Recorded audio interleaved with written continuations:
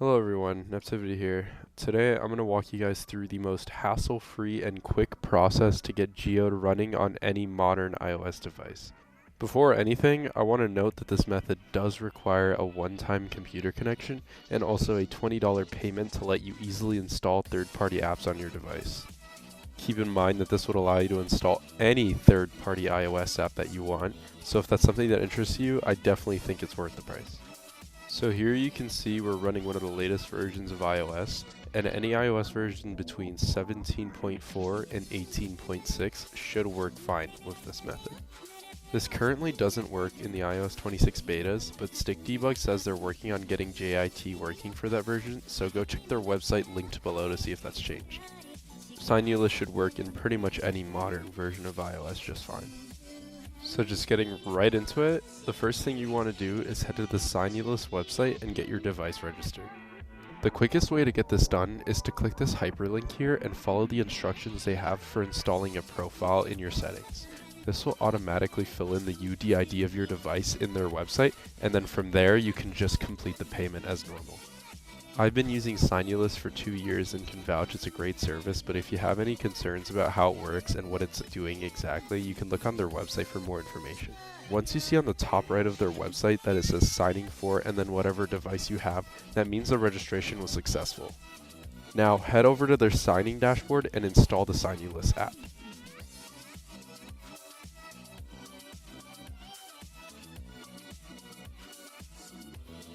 Make sure that you have developer mode enabled for your device as well, or else you won't be able to install any of these third-party apps. Check that the Signulous app is installed and it opens with no issues, and then head back to your browser.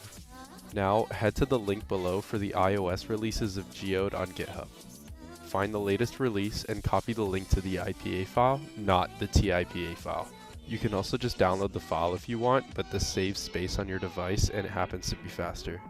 Head back to the Signulous app and select the Upload tab. Then just paste the link you copied to the IPA file. If you downloaded it manually, press Choose File and select the file that you downloaded. Press Upload and then install Geode. Depending on your Wi-Fi and whether you're installing the app for the first time, it might take a little longer than it did for me. Make sure that the Geode app opens and complete the setup. Geode will ask to verify that you already own Geometry Dash, so let it launch Geometry Dash and then head back to the app. Once you've done that, press download and let it install Geode.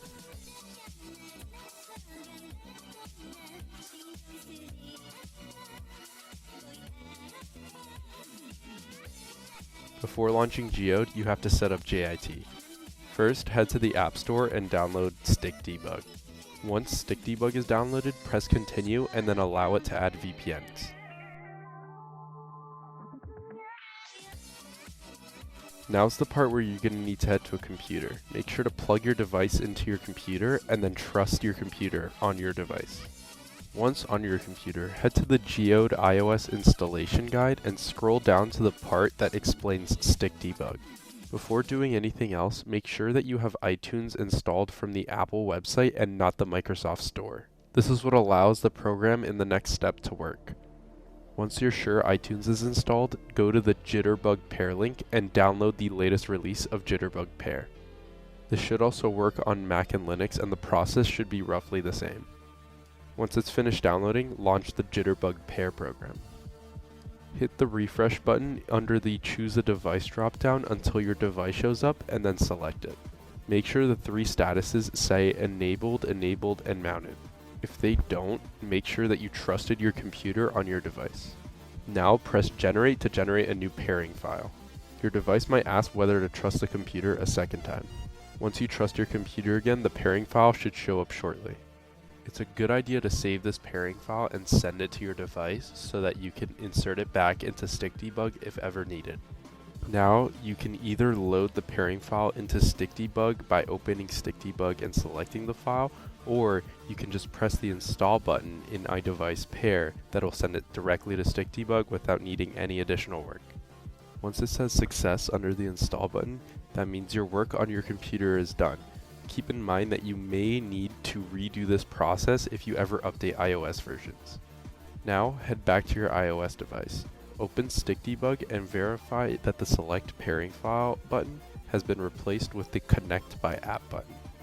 If that's the case, then StikDebug has your pairing file and you should be able to enable JIT just fine now.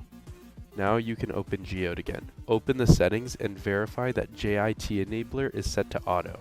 Also, optionally, you can set automatically launch to on if you just want it to launch into Geometry Dash immediately every time you open the app.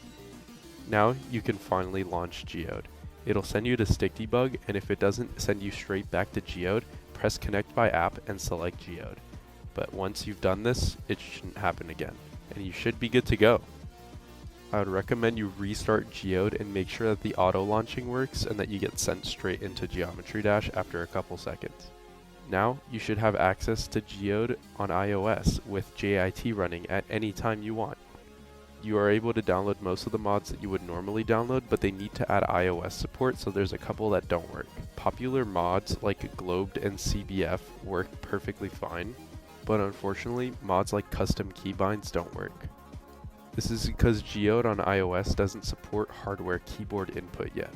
In another video, I'll go over how to use your keyboard as an input device and how to make some key bindings for mods as well as the escape menu. Also, one more downside to Geode on iOS is that it currently only supports 60 Hz even on devices that have up to 120 Hz. The Geode iOS team does know why this is happening though, and hopefully in the future they will add support for 120 Hz. But yeah, that's it. Leave a like if you found this helpful, leave a comment if you found this helpful, or if you found a bug, and I'll try and help out. And thank you for watching. Have a good day.